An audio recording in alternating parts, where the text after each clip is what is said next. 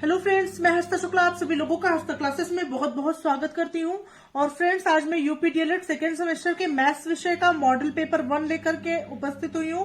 और ये पूरा मॉडल पेपर मैं आप लोगों के लिए तैयार की हूं फ्रेंड्स। और ये 25 नवंबर को जो आपका पेपर होगा उसके लिए बहुत ही महत्वपूर्ण मॉडल पेपर है। और ये प्रश्न जरूर आप लोग 1 से 2 बार रिवाइज करके जरूर जाएं, क्योंकि यहीं से प्रश्न आने की पूरी संभावना इस बार बन रही है। और ऐसे ही मैं आप लोगों को मॉडल पेपर आप लोगों की 25 तारीख से पहले मतलब 24 तारीख तक मैं आप लोगों को एक एक मॉडल पेपर जरूर प्रोवाइड कराऊंगी और प्लस इंपॉर्टेंट क्वेश्चन भी आप लोग को बताऊंगी। तो इससे आप लोगों को बहुत हेल्प मिलेगा फ्रेंड्स। तो पूरा वीडियो आप लोग ध्यान से देखें और ज्यादा से ज्यादा दोस्तों, ज्यादा से ज्यादा मित्रों को जरूर शेयर कर दें, क्योंकि इससे आप लोगों को बहुत लाभ मिलने वाला है, आपके दोस्तों को भी बहुत लाभ मिलने वाला है। तो पहला क्वेश्चन है, संख्याओं 10, 65 एवं 91 का लघुत्तम समापवर्ती है। फ्रेंड्स, 10, 65 और 91 का आप एलसीएम निकाल लेंगे। एलसीएम निकालना आप सभी लोगों को आता ही होगा। तो इसका जो एलसीएम निकल करके आएगा वो होगा आपका 910, अतः ऑप्शन सा बिल्कुल राइट है। ठीक है, 10, 65 और 91 का आप लाशा निकाल लेंगे इस प्रकार से। ठीक है, आप लोगों को पता होगा लाशा निकालना, आप लोग छोटी कक्षाओं में पढ़े हैं। तो सबसे पहले 2 से जाएगा, 2 से करते हैं इस तरह से लगातार जो है लाशा निकाल करके, और जो यहां पर आएगा उसका आपस में जब गुणा करेंगे तो ये 910 आएगा और यही आपका राइट ऑप्शन होगा। बढ़ते हैं नेक्स्ट क्वेश्चन नंबर 2 की तरफ।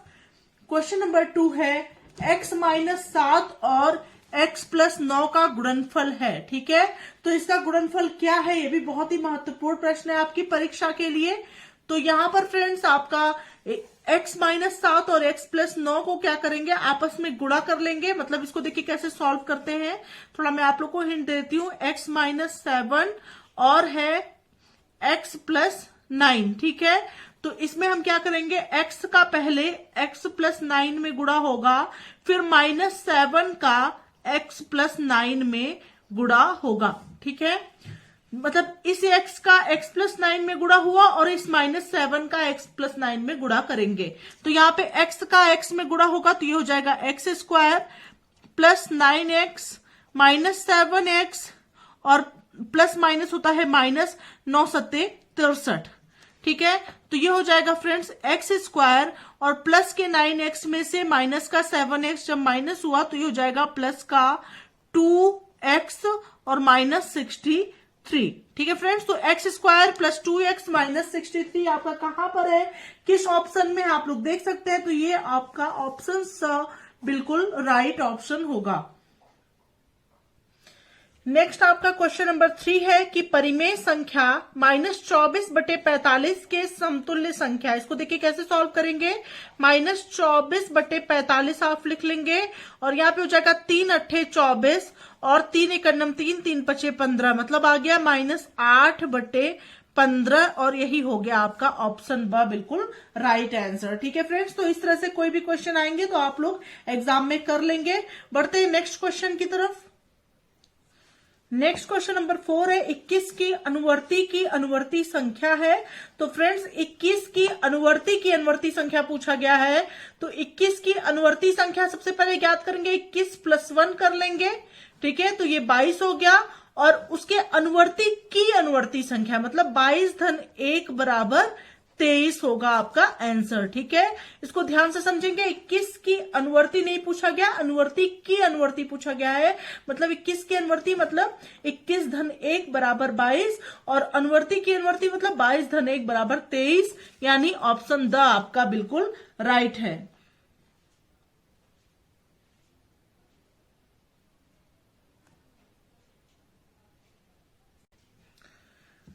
नेक्स्ट क्वेश्चन नंबर 5 है, एक त्रिभुज का क्षेत्रफल 45 वर्ग सेंटीमीटर और आधार 15 सेंटीमीटर है, त्रिभुज की संगत ऊंचाई होगी। तो फ्रेंड्स त्रिभुज के क्षेत्रफल का फॉर्मूला होता है, त्रिभुज का क्षेत्रफल बराबर होता है 1/2 गुणे बेस गुणे हाइट। ठीक है, तो यहाँ पे आधार का क्षेत्रफल, त्रिभुज का क्षेत्रफल आपको 45 दिया गया है तो 45 कर देंगे और बराबर 1/2 गुणे आपको आधार दिया गया है, आधार आपको 15 दिया गया है तो 15 हो गया और ऊंचाई आपको, संगत ऊंचाई आपको ज्ञात करना है। उसके बाद इसको कैसे सॉल्व करेंगे, ये हो गया आपका 45 गुणे 2 और बटे 15 और बराबर h। मतलब जो 2 है उसका 45 में गुणा हो जाएगा और ये गुणा के रूप में है तो ये इधर जाएगा तो ये भाग के रूप में हो जाएगा। इक्वल के इधर जाने पे हमेशा जो है साइन अपोजिट हो जाता है, मतलब अगर गुणा में है तो भाग में हो जाएगा। तो 15 तिया हो जाएगा आपका 45 और h बराबर हो जाएगा 3 दूना 6 सेंटीमीटर। यही आपका आंसर होगा। 6 सेंटीमीटर कहां पर आ रहा है? ऑप्शन नंबर स बिल्कुल राइट है कि 6 सेंटीमीटर आपका आंसर होगा। ठीक है, तो ये बिल्कुल राइट ऑप्शन है। बढ़ते हैं नेक्स्ट क्वेश्चन की तरफ। अगला क्वेश्चन नंबर 6 है, यदि एक समचतुर्भुज के विकर्ण 26 सेंटीमीटर व 12 सेंटीमीटर हैं तो समचतुर्भुज का क्षेत्रफल बताइए। 5 आपके ऑब्जेक्टिव क्वेश्चन आते हैं और 6वें नंबर के क्वेश्चन से आपके very short answer type question start हो जाते हैं। ठीक है, तो समचतुर्भुज का क्षेत्रफल बराबर होता है 1/2 गुणे d1 इंटू d2, या लिख सकते हैं d1 आपका हो गया विकर्ण, d1 d2 क्या हो गए? आपके विकर्ण हो गए। आप लिख सकते हैं क्षेत्रफल बराबर 1/2 गुणे दोनों विकर्णों का गुणनफल, या d1 इंटू d2 भी लिख सकते हैं। तो यहाँ पे d1 आपको दिया गया है 26 सेंटीमीटर और d2 आपको 12 सेंटीमीटर दिया गया है। तो क्षेत्रफल आपका हो जाएगा समचतुर्भुज का 1/2 गुणे 26 गुणे 12 और ये हो गया आपका 2 छंग 12। 6 से 26 में गुणा करेंगे तो ये हो जाएगा 6 के 36 के 6 हासिल 3 और 6 दूना 12 3 15 156। ठीक है, 156 वर्ग सेंटीमीटर लिख सकते हैं या सेंटीमीटर स्क्वायर लिख सकते हैं। यही आपका हो जाएगा आंसर। बढ़ते हैं नेक्स्ट क्वेश्चन की तरफ। नेक्स्ट क्वेश्चन नंबर 7 है, x माइनस 4 एक ब्रैकेट में, दूसरे ब्रैकेट में है x प्लस 7 का गुणनफल ज्ञात करें। तो ये हो जाएगा फ्रेंड्स, इसको देखिए कैसे सॉल्व करेंगे। x का पहले x प्लस 7 में गुणा करेंगे, ठीक है, फिर -4 लिखेंगे, इसका x प्लस 7 में आप गुणा करेंगे तो ये हो जाएगा x का x में गुणा करेंगे x square plus 7x minus 4x और माइनस प्लस हो जाएगा -4 7 जा 28। ठीक है, तो x स्क्वायर और प्लस 7 में से 4 गया तो हो गया 3x और -28 और यही आपका हो जाएगा आंसर। होप आप लोग को ये क्वेश्चन भी अच्छे से समझ में आ गया होगा। अगर अभी तक आप लोगों ने हर्षदा क्लासेस चैनल को सब्सक्राइब नहीं किया है तो बिल्कुल हर्षदा क्लासेस चैनल से जुड़ना ना भूलें, क्योंकि यहाँ पर आप लोग को बहुत ही बेहतरीन मैथ्स की तैयारी। नेक्स्ट क्वेश्चन नंबर 8 पर आते हैं। एक कक्ष की लंबाई 11 मीटर, चौड़ाई 8 मीटर और ऊंचाई 5 मीटर है। कक्ष के चारों दीवारों का क्षेत्रफल ज्ञात कीजिए। तो इसको ध्यान से समझिए फ्रेंड्स। यहाँ पे L आपको दिया गया है 11 मीटर, B आपको दिया गया है 8 मीटर और H आपको यानी ऊंचाई आपको दिया गया है 5 मीटर। ठीक है, तो चारों दीवारों का क्षेत्रफल क्या हो जाएगा कक्ष के? यहाँ पे लिखेंगे कक्ष के चारों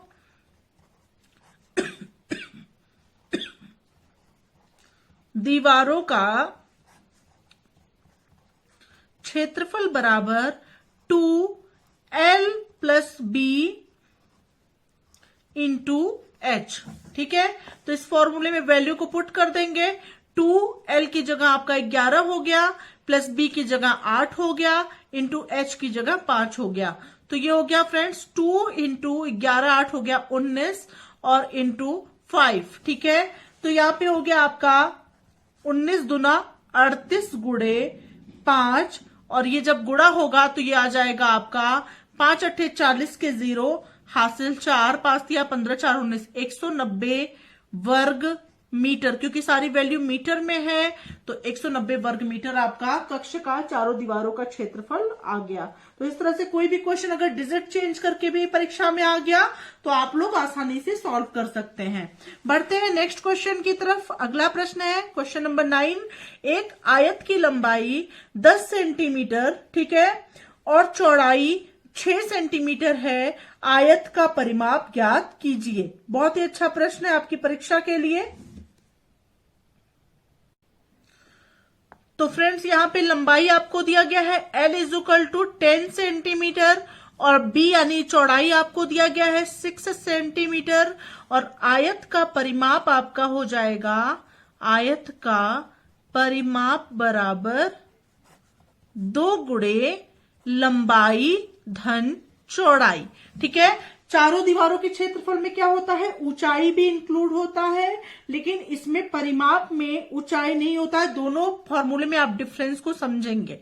तो यहाँ पे 2 गुणे लंबाई धन चौड़ाई, लंबाई आपका 10 हो गया और चौड़ाई आपका 6 हो गया, तो बराबर हो जाएगा 2 गुणे 16 और बराबर हो गया आपका 32 सेंटीमीटर। ठीक है, तो यही आपका आंसर हो गया। बढ़ते हैं नेक्स्ट क्वेश्चन की तरफ। नेक्स्ट क्वेश्चन नंबर 10 और बहुत ही अच्छा प्रश्न है आपकी परीक्षा के लिए। ठीक है, और ये प्रश्न 2019 में पूछा गया था फ्रेंड्स, बहुत ही महत्वपूर्ण क्वेश्चन है। इस बार के लिए भी इस तरह का प्रश्न आपकी परीक्षा में जरूर पूछा जाएगा कि एक वर्गाकार खेत की भुजा 3x + 17 यानी 3x + 17 मीटर है, खेत का क्षेत्रफल ज्ञात कीजिए जबकि x बराबर -3। ठीक है, तो पहले तो आप वर्गाकार खेत की भुजा को ढंग से निकाल लेंगे। भुजा बराबर आपको दिया गया है 3x + 17 और यहाँ पे x की जगह क्या वैल्यू पुट करनी है, x = -3 रखने पर तो ये हो जाएगा आपकी भुजा 3 गुणे -3 और +17। ठीक है, तो ये हो जाएगा -9 + 17, 17 में से 9 हो गया आपका 8। ठीक है, तो 8 मीटर तो आपकी भुजा आ गई वर्ग की। और वर्ग का क्या आपको निकालना है, क्षेत्रफल निकालना है। वर्गाकार खेत का क्षेत्रफल आपको ज्ञात करना है। तो वर्ग का क्षेत्रफल बराबर होता है, वर्ग का क्षेत्रफल बराबर भुजा गुणे भुजा यानी भुजा का स्क्वायर। ठीक है, यही होता है। तो भुजा की जगह आपका क्या है 8 मीटर और गुणे 8 मीटर बराबर 64 मीटर स्क्वायर या 64 वर्ग मीटर। यही आपका हो गया आंसर। होप आप लोग को ये क्वेश्चन भी अच्छे से समझ में आ गया होगा। बढ़ते हैं नेक्स्ट महत्वपूर्ण प्रश्न की तरफ। अगला क्वेश्चन है फ्रेंड्स क्वेश्चन नंबर 11। 5 पुस्तकों का मूल्य 7 पुस्तकों के मूल्य का ₹72 कम है। ठीक है, और एक पुस्तक का मूल्य ज्ञात कीजिए। ठीक है, तो यहाँ पे दिया गया है कि 5 पुस्तकों का मूल्य जो है वो 7 पुस्तकों के मूल्य से जो है ₹72 कम है। तो आपको क्या ज्ञात करना है, एक पुस्तक का दाम ज्ञात करना है। तो आप क्या करेंगे फ्रेंड्स, सबसे पहले आप लिखेंगे कि माना 7 पुस्तकों का दाम कितना है, मूल्य बराबर x रुपए। ठीक है, 7 पुस्तकों का मूल्य कितना है, x रुपए है। और अकॉर्डिंग टू क्वेश्चन यानी प्रश्नानुसार आपको दिया गया है, ये लिख लेंगे कि प्रश्नानुसार हमें दिया गया है कि 5 पुस्तक का मूल्य जो है वो क्या है, 5 पुस्तकों का मूल्य बराबर 7 पुस्तकों के मूल्य से ₹72 कम है। मतलब 7 पुस्तकों का मूल्य कितना आपने माना है, x माना है, और x से कितना कम है, ₹72 कम है। तो यह हो जाएगा x - 72 हो जाएगा। ठीक है, चूंकि ₹72 कम है अकॉर्डिंग टू क्वेश्चन। ठीक है, ये हम प्रश्नानुसार ही काम कर रहे हैं। अब क्या करेंगे फ्रेंड्स, अब सबसे पहले हम क्या करेंगे कि हम ये ध्यान देंगे कि 7 और 5 में डिफरेंस कितने का आ रहा है। 7 और 5 में डिफरेंस आ रहा है 2 का। ठीक है, 2 का डिफरेंस आ रहा है और 2 पुस्तक का मूल्य क्या हो जाएगा, 2 पुस्तकों का मूल्य बराबर हो जाएगा 7 में से जब हम 5 को माइनस किए हैं तभी तो 2 आया है। तो 7 पुस्तकों के मूल्य में से 5 पुस्तकों का मूल्य जब आप माइनस करेंगे तभी तो आपको 2 पुस्तकों का मूल्य पता चलेगा।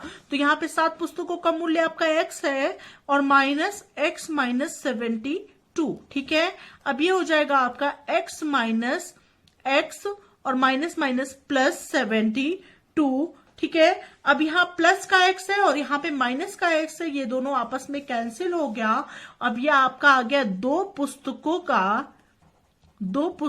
का मूल्य बराबर 72 रुपए, ठीक है, 72 रुपए, इसलिए एक पुस्तक का मूल्य, तो एक पुस्तक का मूल्य कितना होगा, कम होगा, और कम के लिए क्या करते हैं, भाग देते हैं, तो 72 और बटे 2, ठीक है, तो बराबर क्या हो जाएगा, 36 रुपए, ठीक है फ्रेंड्स, तो यहां पे हो जाएगा 36 रुपए आपका आंसर। होप आप लोग को ये क्वेश्चन भी अच्छे समझ में आ गया होगा।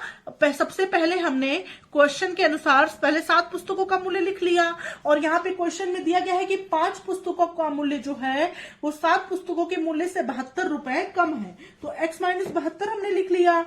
अब इन दोनों के बीच में हम डिफरेंस निकालेंगे कि 7 पुस्तक का मूल्य है और 5 पुस्तक का मूल्य है, दोनों के बीच में कितना अंतर है, तो 2 पुस्तक का अंतर है, तो 2 पुस्तकों का मूल्य जो है, जैसे इसमें से ये माइनस होगा, 2 आया, तो वैसे ही मूल्यों में भी तो अंतर होगा, तो 2 का अंतर होगा, तो 2 का अंतर इस प्रकार से ये हमने तो 2 का अंतर हमने इस प्रकार से निकाल लिया। ये x आपका प्लस का है, ये x माइनस का है, ये आपस में कट गए, प्लस 72 हो गया। 2 पुस्तकों का मूल्य बराबर 72 रुपए, तो एक पुस्तक का मूल्य बराबर कितना हो जाएगा, 36 रुपए, और इस प्रकार से यही आपका आंसर हो गया। बढ़ते हैं नेक्स्ट क्वेश्चन की तरफ। तो फ्रेंड्स नेक्स्ट क्वेश्चन नंबर 12 है, निम्न दी जा रही संख्याओं का जोड़ कीजिए।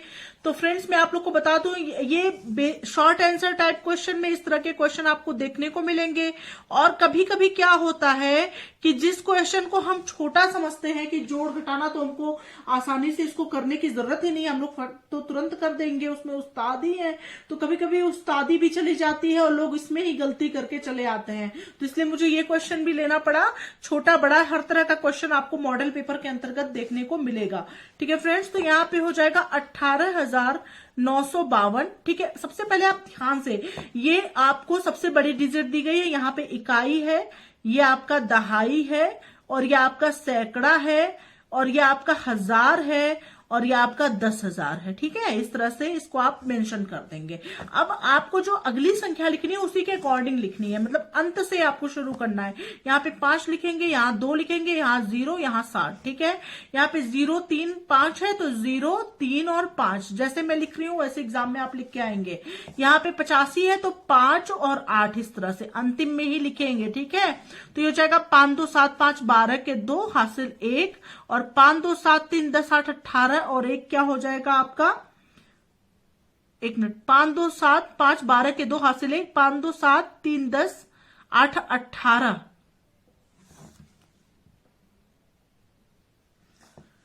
ठीक है। तो यहां पे हो जाएगा 5 2 7 3 10 8 18, और 1 हो जाएगा आपका 19 के 9 हासिल 1, और यहां पे हो जाएगा 9 5 14, और 1 15 के 5 हासिल 1, और यहां हो जाएगा 8 7 15, और 1 हो जाएगा आपका 16, ठीक है। और 1 1 हो गया आपका 2, तो 26,592 आपका आ गया आंसर।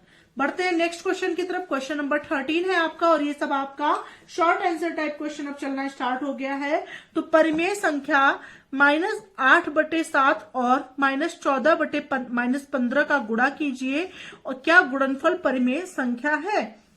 तो हो जाएगा -8/7 और गुणा करना है -14 और बटे -15 में, ठीक है। तो ये माइनस आपका कट गया। अब देखेंगे 7 एकन्नम 7, 7 दूना 14, ठीक है। अब यहाँ पे आपका 8 दूना हो गया आपका माइनस का 16/15 आ गया, और ये क्या है, एक परिमेय संख्या है, ठीक है। तो ये लिखेंगे कि ये एक परिमेय संख्या है, ठीक है फ्रेंड्स। तो इस तरह से क्वेश्चन को सॉल्व करेंगे। ये आंसर आपका हो गया। बढ़ते हैं नेक्स्ट क्वेश्चन की तरफ। नेक्स्ट क्वेश्चन नंबर 14 है फ्रेंड्स, 2 अंकों की एक संख्या के अंकों का योगफल 4 है। यदि दहाई के अंक से इकाई का अंक घटा दिया जाए तो शेष 2 रहता है, संख्या ज्ञात कीजिए। बहुत ही अच्छा प्रश्न है आपकी परीक्षा के लिए।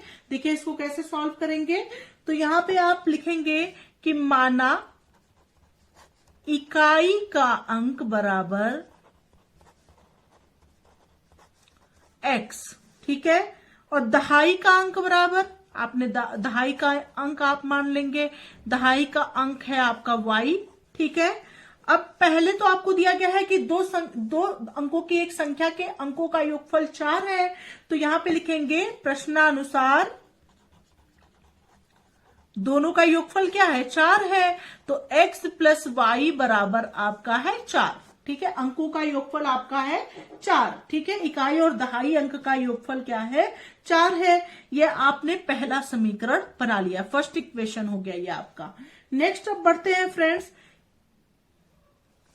अब दिया गया है कि यदि दहाई के अंक से इकाई का अंक घटा दिया जाए तो शेष 2 है। तो यानी दहाई का अंक क्या है, y है। ठीक है, पुनः ठीक है, दहाई का अंक आपका y आपने माना है, इकाई का अंक आपने x माना है, y माइनस एक्स बराबर क्या आता है, शेष 2 आता है। और इसको आप लिख सकते हैं, अगर x और y के क्रम में लिखे तो आप लिख सकते हैं माइनस एक्स प्लस वाई। ठीक है, minus X plus Y is equal to 2। ये समीकरण हो गया आपका 2। ठीक है फ्रेंड्स, अब समीकरण 1 और 2 को क्या करेंगे, हल करेंगे। समीकरण 1 एवं 2 को हल करने पर, ठीक है, दोनों को हल करेंगे तो ये हो जाएगा x प्लस वाई बराबर 4 और माइनस एक्स प्लस वाई और बराबर हो जाएगा 2। ठीक है, अब ये हो जाएगा, ये दोनों आपस में कैंसिल हो गया, वाई वाई हो गया 2y। ठीक है, y प्लस, ये दोनों आपस में प्लस और माइनस का है, कैंसिल हो गया, y प्लस वाई हो जाएगा आपका 2y इज इक्वल टू 4 2 6। तो y बराबर हो गया 6/2 बराबर हो जाएगा 3।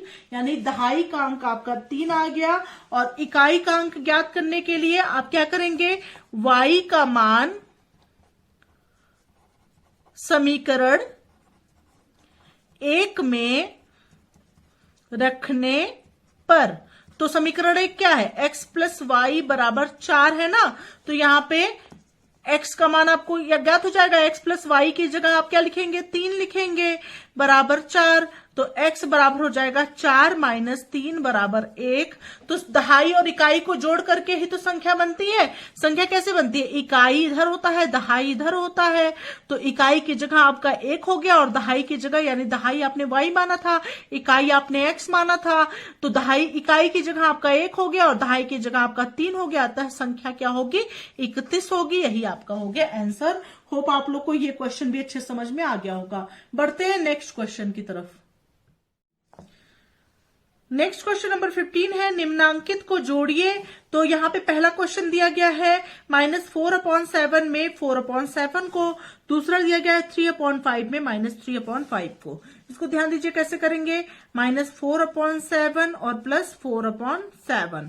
ठीक है, इसको ऐसे एज इट इज कर सकते हैं, इज इक्वल टू 0। माइनस और प्लस की वैल्यू आपस में कैंसिल हो जाती है, लेकिन आप ऐसे भी दिखा के कर सकते हैं। 7 यहां पे हो गया, -4 + 4, 4 में से 4 हो गया आपका 0, 0/7 इज इक्वल टू 0 और यही हो गया आपका आंसर। अगला भी ऐसे ही सॉल्व होगा, 3/5 और प्लस -3/5। ठीक है, तो ये हो जाएगा फ्रेंड्स 3/5 माइनस 3/5 और प्लस और माइनस की अगर वैल्यू बराबर होती है तो आपस में कट करके 0 हो जाता है। चाहे आप इसको आपस में काट करके 0 लिख देंगे, वो भी आपका राइट आंसर होगा। इस प्रकार से भी लिख सकते हैं, इस प्रकार से भी सॉल्व कर सकते हैं। दोनों मेथड मैंने आप लोग को बता दिया है। होप आप लोग को अच्छे समझ में आ गया होगा। बढ़ते हैं अगले प्रश्न की तरफ। क्वेश्चन नंबर 16 है आपका कि निम्नलिखित को सरलतम अनुपात में व्यक्त कीजिए। पहला क्वेश्चन है 15 और 25, तो 15/25 आप लिखेंगे।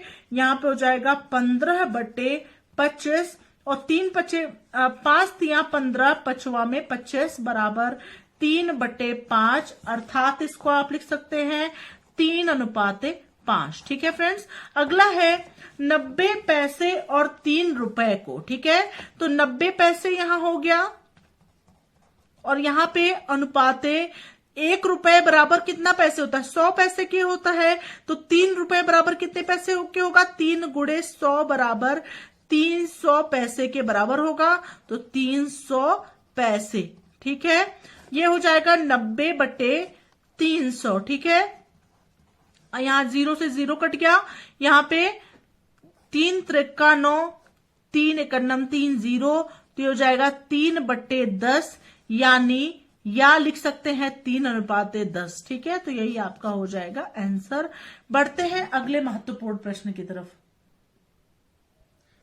नेक्स्ट क्वेश्चन नंबर 17 है, x² माइनस 8x प्लस 15 को पूर्ण वर्ग बनाकर गुणनखंड कीजिए। ध्यान से समझिएगा, पूर्ण वर्ग बनाकर गुणनखंड कैसे करते हैं।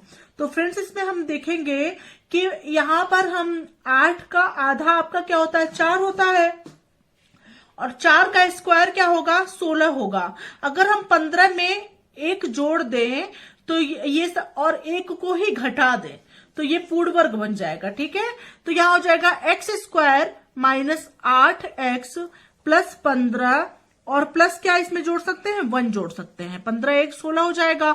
अगर हम उसी संख्या को जोड़ते हैं और उसी संख्या को घटाते हैं तो कोई भी परेशानी नहीं होता, मतलब कुछ गलत नहीं होता है। तो यहाँ पे -1 हो जाएगा। ठीक है, अब यहाँ पे हो जाएगा फ्रेंड्स, इसको जो हम करेंगे तो यहाँ पे हो जाएगा x² माइनस 8x प्लस 16 हो गया आपका, और यहाँ पे हो जाएगा -1। ठीक है, अब ये हो जाएगा friends, x² minus 8x plus 16 को जब हम गुणनखंड ज्ञात करेंगे इसका, तो यहाँ पे कौन सी ऐसी दो संख्या लें जिसको जोड़ने पर 8 आए और गुणा करने पर 16 आए। तो 4 और 4 आप ले सकते हैं। तो x² minus 4 plus 4 x plus 16, ठीक है, और -1। ठीक है, इस तरह से कर सकते हैं। तो ये हो जाएगा x² minus 4x plus minus 4x plus 16 -1। ठीक है, तो यहाँ पे इसमें से कॉमन आप लेंगे, x कॉमन लिए x -4 हो गया, -4 कॉमन लिए x -4 हो गया। ठीक है, और -1 आप ऐसे एज इट इज लिखे रहने देंगे। अब इसी के क्रम में आगे बढ़ते हैं। ये हो जाएगा x -4, ठीक है, एक ब्रैकेट में, और दूसरे ब्रैकेट में भी x -4 हो जाएगा, और -1 का 1 हो गया। अब यहाँ पे x -4 का आप होल स्क्वायर लिख सकते हैं ना, x -4 का होल स्क्वायर, और -1 को अगर आप स्क्वायर के रूप में लिखेंगे तब भी आपका 1 ही आएगा, कोई भी अंतर नहीं होगा। ठीक है, अब इसको जब आप खोल के a square minus B square वाले फॉर्मूले से a² minus B square equal to होता है, एक ब्रैकेट में a प्लस बी और दूसरे ब्रैकेट में होता है a माइनस बी। ठीक है, दूसरे ब्रैकेट में होता है a माइनस बी। ठीक है, तो a प्लस बी मतलब हो जाएगा x -4 प्लस 1 एक ब्रैकेट में, और दूसरे ब्रैकेट में होगा x -4 -1। ठीक है, तो इस तरह से ये क्वेश्चन सॉल्व होगा। होप आप लोग को अच्छे समझ में आ गया होगा।